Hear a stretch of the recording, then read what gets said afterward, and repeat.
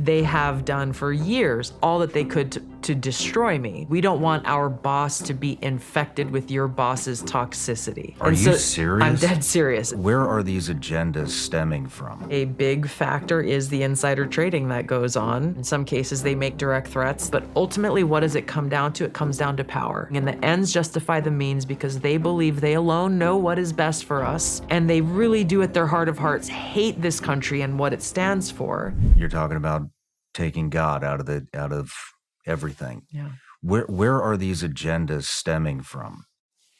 At its core, it comes from people who ultimately want to be God. They want to be the ultimate master. They want to be the ultimate creator. They want to be the controller of all that they, survey. Mm-hmm. And so when you look at, for example, people who have faith in God, well, if you have faith in God, that means you are not going to be open to having faith in them or their power or the government. And so therefore, they view this as a competition, that they have to compete for our faith and our allegiance and our loyalty. And that if we believe in an authority and higher power that is more powerful than the government, then that takes away what they view as their oxygen. Wow. How many of these people are there? I can't give you a number, but when you look at people who are telling us that what we know to be objectively true in the biological difference between a man and a woman and a boy and a girl, and they tell us you're wrong, just believe what we are telling you, that a biological male can become pregnant. Whether they realize, there are definitely politicians out there who are just parroting the talking points because they're lazy and they're just trying to go along to get along, and they're just trying to keep their job, and they care more about keeping the job than actually speaking the truth. And it's what we talked about. You don't want to be ostracized in Washington. You don't want to be cast out. They see what happens to people like me and what the Democratic Party did to me, even as I was in Congress and I was running for president on the Democratic ticket. They have done for years all that they could to destroy me. And I had, even when I was in Congress there towards the end, I was going to work with a Democrat colleague on a piece of legislation or an issue that we had agreed on for years and we had worked together on previously. And that member's staff told my staff, no, we're not going to work with you guys on this because we don't want our boss to be infected with your boss's toxicity. Are you serious? I'm dead serious. It's a true story. And so they look at people like me, even people who may agree on some of these things that we're talking about, that just, again, it's common sense. It's common sense. They are terrified. So we said not a single Democrat in the House or Senate has stood up for the well-being of kids in this issue of gender-affirming care. Not a single one, again, that I've seen and I've looked, not a single one has stood up against President Biden's mandate that has destroyed Title IX, which creates a fair and level playing field for girls and women in education and sports. He destroyed that by inserting gender identity, which then opens the door wide open for any man to go in, as we've seen with Leah Thomas and these other examples, to go in and compete, a biological male to compete in biological women's sports. Not a single one of them has stood up for women and girls. This is coming from people who claim to be feminists and we support women and all this other crap. They are terrified because they see what happens to people like me, and they care more about what their friends think of them and what those little circles of backslapping that take place in Washington, D.C., than they do about truth and common sense and actually caring for our kids and caring for our young women and girls and caring for the people in our country. And that's, so yes, it's people who believe that they are, they know what's best for our country more than we do. So they try to take away our ability to make choices for ourselves because they don't want us to make wrong choices.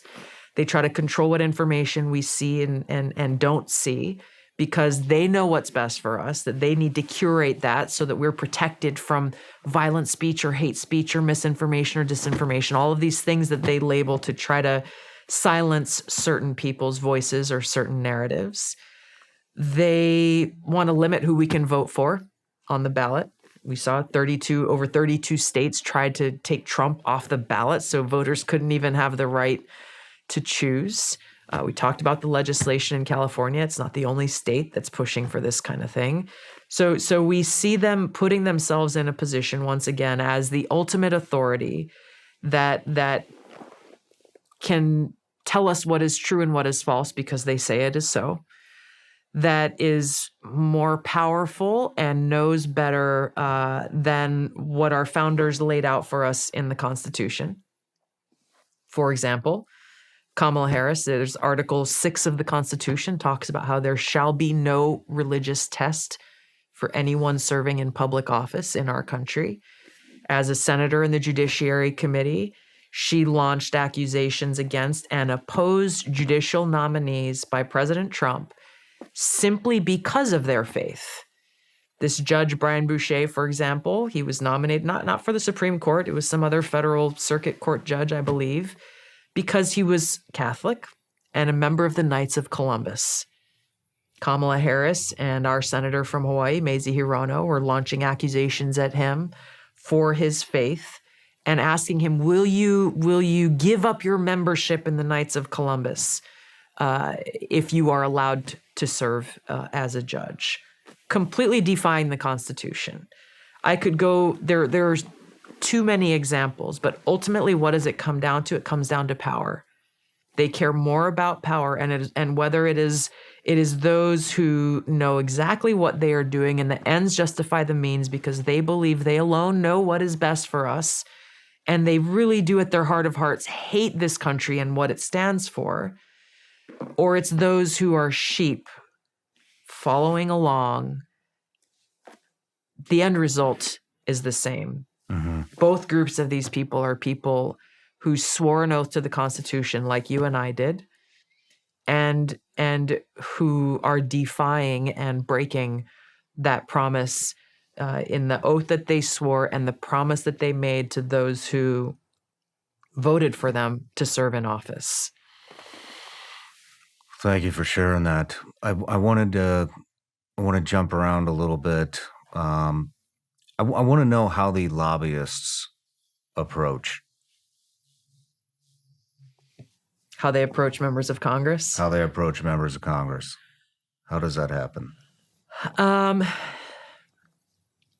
It is a very cozy relationship. You make friends. You run in the same social circles. There are lobbyists. There are retreats that either members of Congress or political parties host, and lobbyists are very much a part of that. I'm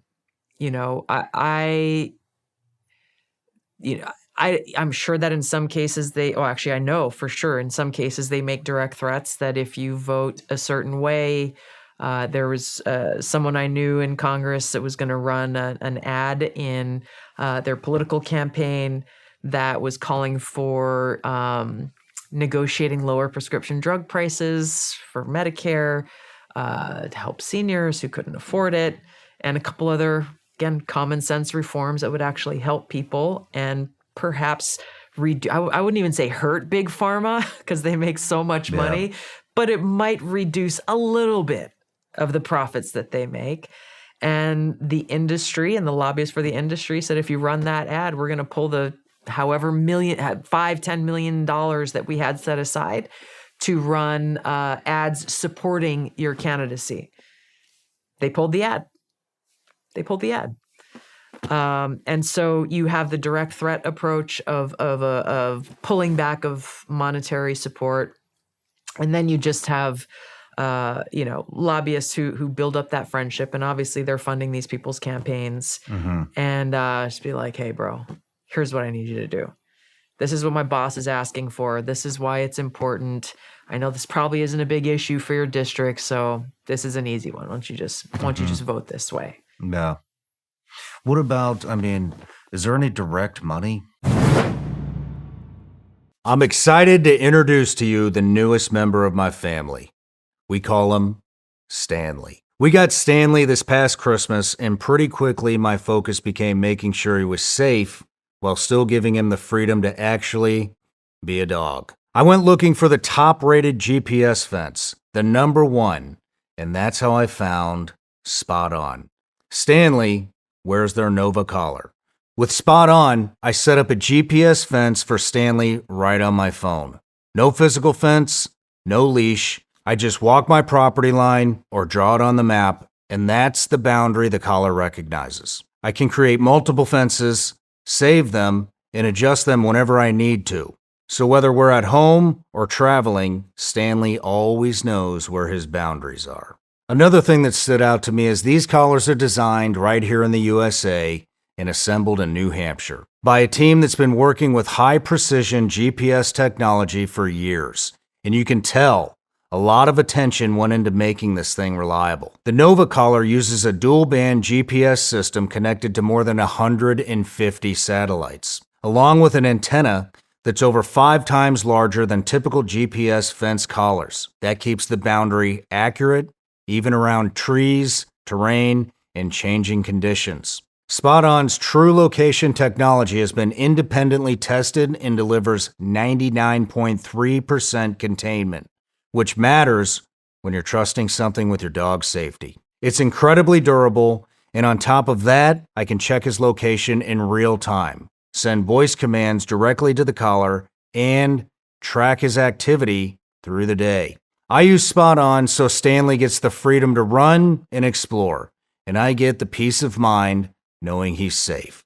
Let your dog roam with Spot On. Go to spotonfence.com/SRS and use code SRS for $50 off the Nova collar. That's spotonfence.com/SRS and use code SRS for $50 off. You see all these people, show up in Congress, the Senate, the cabinet, whatever. And, not wealthy. Yeah. And then, let's fast forward a couple years and they got Steve Aoki DJing their 40th birthday party. How does that happen? I don't have firsthand experience in this. I have often questioned the same thing. I know a big factor is the insider trading that goes on in Congress. And again, some people will say, well, like, hey, I didn't know anything about this. I'm just making investments for my family, or my wife or my husband is making investments. I don't know anything about what's going on. Maybe they're being honest, maybe they're not. But the reality is you're in a position where you're making decisions either in committee or on the House floor that influence our markets, that influence the outcomes of certain industries, either causing some to tank or others to skyrocket. And the mere perception of insider trading shouldn't exist. Mm-hmm. This is legislation, again, I introduced in Congress years ago. No member of Congress should be allowed to do any trading of any stocks. Neither should their spouse, neither should their senior staff, period. These are the people who have access to proprietary private information that's not open to everybody in the public, or certainly before it becomes public. And the possibility of the abuse of power in trading on that information should not exist. No matter where you're watching the Shawn Ryan Show from, if you get anything out of this at all, anything, please like, comment, and subscribe. And most importantly, share this everywhere you possibly can. And if you're feeling extra generous, head to Apple Podcasts and Spotify and leave us a review.